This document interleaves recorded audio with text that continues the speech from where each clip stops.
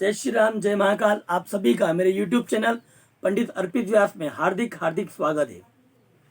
आशा करता हूं आप सभी लोग अपने घर पर स्वस्थ होंगे और जो अस्वस्थ हैं भगवान त्रिलोकेश्वर महादेव से ऐसी प्रार्थना करते हैं कि आप सभी शीघ्र स्वस्थ होकर के अपने घर को जाएं।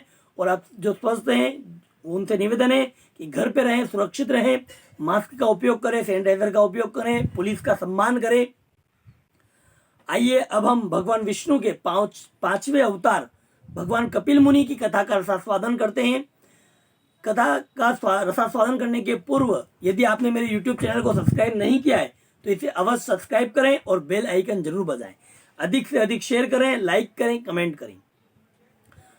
आइए अब हम भगवान विष्णु के 24 अवतारों में से पांचवा अवतार भगवान कपिल मुनि के अवतार की कथा का रसास्वादन करते हैं।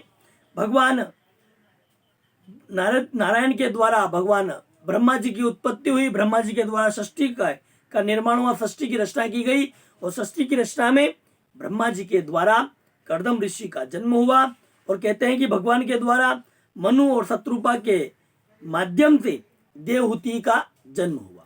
कहते हैं देवहूति और कर्दम ऋषि का विवाह हुआ। इनके विवाह के पश्चात इनका कर्दम ऋषि का आश्रम बिंदु नामक सरोवर के समीप सरस्वती नदी के तट पर था। ये वहां पर हजारों वर्षों तक इन्हें तपस्या की। भागवत कह रही है कि 10,000 वर्ष तक इन्होंने वहां पर तपस्या की। कहते हैं तपस्या के पश्चात एक बार जब वो अपनी कुटिया में गए तब माता देवहूति के द्वारा उन्हें कहा गया कि स्वामी आप तो साधना में लीन हो जाते हैं, आपके जाने के पश्चात में अकेलापन महसूस होता है, इसलिए हमारे घर पर भी बाल बच्चे हों तो हमारे यहाँ पर भी खुशहाली रहेगी, मेरा मन लगा रहेगा।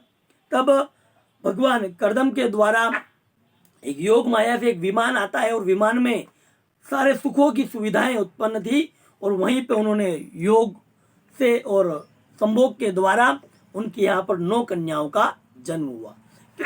भागवत कह रही है कि ब्रह्मा जी का वहां पर प्राकट हुआ। ब्रह्मा जी ने आकर के निवेदन किया कि अपनी 9 कन्याओं का विवाह आप मेरे 9 पुत्रों के साथ कर दीजिए। तब उनकी 9 कन्याओं का विवाह मरीचि, अत्रि, अंगिरा, पुलस्त और यज्ञ, भृगु, वशिष्ठ ऐसे ऋषियों के साथ उन 9 कन्याओं का विवाह संपन्न हुआ। विवाह के पश्चात महाराज कर्दम ऋषि पुनः अपने योग माया के द्वारा अपनी साधना में, अपनी तपस्या में लीन होने के लिए जाने लगे। तब माता देवहूति के द्वारा उनके चरणों को पकड़ा गया और ऐसा निवेदन किया गया, परमात्मा कन्याओं का विवाह हो गया, मेरे कोई पुत्र होता तो मेरा जो थोड़ा बहुत कार्य में सहयोग कराता, ऐसी प्रार्थना आपसे थी कि यदि एक पुत्र की प्राप्ति हो जाती। तब कर्दम ऋषि को याद आया कि मेरे को भगवान विष्णु ने वरदान दिया था कि मैं आपके यहाँ पर, आपके घर पर, आपकी पत्नी के गर्भ से मैं जन्म धारण करूंगा और कपिल मेरा नाम रहेगा। तब भगवान कर्दम ऋषि ने पुनः योग माया से पुनः भगवान विष्णु का ध्यान करते हुए, भगवान विष्णु की आराधना करते हुए, भगवान विष्णु का स्मरण करते हुए माता देवहूति के साथ संभोग की क्रिया प्रारंभ की। और कहते हैं कि वीर्य के माध्यम से भगवान विष्णु ने देवहूति के गर्भ में आकर के निवास प्राप्त किया और 9 महीने के पश्चात उन्हें कपिल मुनि को जन्म दिया। और कहते हैं कपिल मुनि के द्वारा, कहते हैं कि भागवत कह रही है कि पुष्पों की वर्षा हुई और जो बादल थे उन बादलों ने जल की वृष्टि करवाई और उसके पश्चात कपिल मुनि का यहाँ पर जन्म हुआ। कपिल मुनि के जन्म के पश्चात कर्दम ऋषि को तो ज्ञात था कि ये भगवान साक्षात श्री हरि नारायण है, तो नारायण के चरणों का स्पर्श किया और उनसे प्रार्थना की। भागवत कह रही है कि कर्दम ऋषि को कपिल मुनि ने सांख्य नाम का एक शास्त्र होता है, उस शास्त्र का ज्ञान दिया और उन्होंने अपना ये सारी जीवन की जो मोह माया है, इस मोह माया को त्याग करके वन में जाकर के अपने ध्येय को त्यागा और भगवान के शाश्वत धाम को प्राप्त हुए। उसी प्रकार अपनी माता देवहूति को भी ज्ञान प्राप्त करवा करके, देखो कथा थोड़ी संक्षिप्त में सुनाई जा रही है क्योंकि वीडियो ज्यादा बड़ा बन जाता है, इसके लिए संक्षिप्त में जो मुख्य कड़ियां हैं वो मैं आपको यहाँ पर आपके सामने प्रस्तुत कर रहा हूँ। तब माता की को भी ज्ञान दिया गया, माता के द्वारा भी संसार की मोह माया को त्याग करके स्वर्ग को प्राप्त हुए। और ऐसा ही परमात्मा ने सभी को ज्ञान दिया और हम सभी को इस संसार के जितने भी मोह माया, इस मोह माया में लिप्त नहीं होना चाहिए। सिर्फ आवश्यक सामग्रियों का उपयोग करना चाहिए, जितना हो सके दान पुण्य आदि का कर्म करना चाहिए। कहते हैं कि भागवत कह रही है कि आगे चल करके जब कपिल मुनि महान तपस्वी हुए और तपस्या उनकी ऐसी ऐसी तपस्या है कि एक कथा और आती है कि सगर ऋषि ने अश्वमेघ यज्ञ का आयोजन किया और अश्वमेघ यज्ञ में उन्होंने जब जिस अश्व को छोड़ा तो अश्व को छोड़ने के पश्चात वो अश्व पूरे पृथ्वी पर घूमने लगा। अब नारद जी ने लीला के अनुसार, नारद जी ने एक लीला रची और लीला के अनुसार उस अश्व को कपिल मुनि के आश्रम पर जाकर के बांध करके आ गए। कपिल मुनि के आश्रम पर जाकर के जब बांधा और सगर के जितने 60,000 पुत्र थे वो उन्हें ढूंढने के लिए निकले। जब उन्होंने देखा कि अपना जो अश्व है, अपना जो घोड़ा है वो कपिल मुनि के आश्रम पर बंधा हुआ है, उन्हें बड़ा क्रोध आया। कहते हैं कि क्रोध में मनुष्य सभी कार्य गलत करता है और ऐसा ही हुआ।